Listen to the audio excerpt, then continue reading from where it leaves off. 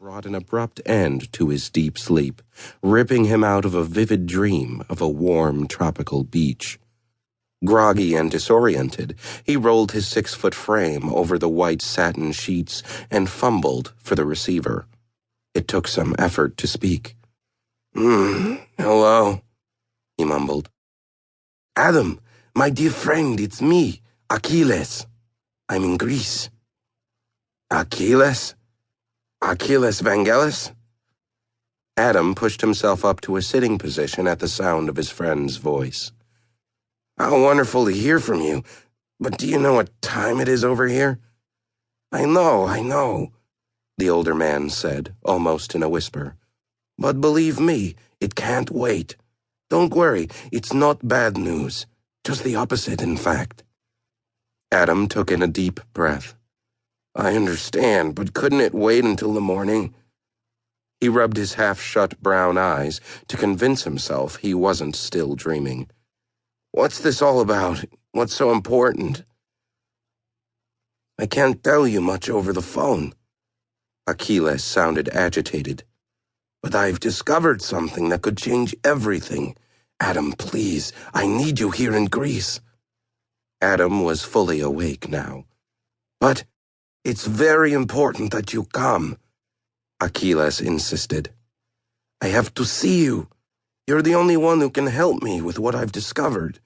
You're a sexologist and an expert in religions, he argued. My discovery is not only about sexuality, but also Christianity in the ancient city of Atlantis. If this miraculous finding is what I have a feeling it is, I swear to you, we're going to be a huge headache for Christianity and all the other religions. Adam was reluctant to be too swayed by Achilles' enthusiasm, especially at such an early hour. I understand, he said.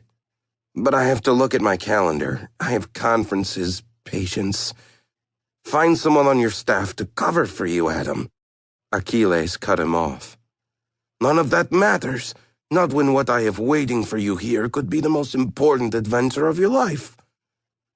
Adam tried to think clearly. Achilles was known for his passionate nature, but the plea in his voice was strong, even for him. Okay, whatever you've discovered is obviously remarkable, Achilles. I'll figure out how to manage it later today. I'm counting on you, my friend. What I've found... He paused, holding his breath. It will shock you. And not just you, but the whole world. With that, he hung up. An abrupt silence, quickly followed by a whirlwind of thoughts, like a wild swarm of buzzing bees, ran through Adam Roussos' mind. He got out of bed and went into the kitchen to make some coffee. Through the large window in his bedroom, the lead-gray sky barely hinted at daybreak in New York. A shudder ran the length of Adam's spine as his bare feet left the warmth of the parquet floors in his living room and settled on the cold marble in the kitchen. He had to get his thoughts in order.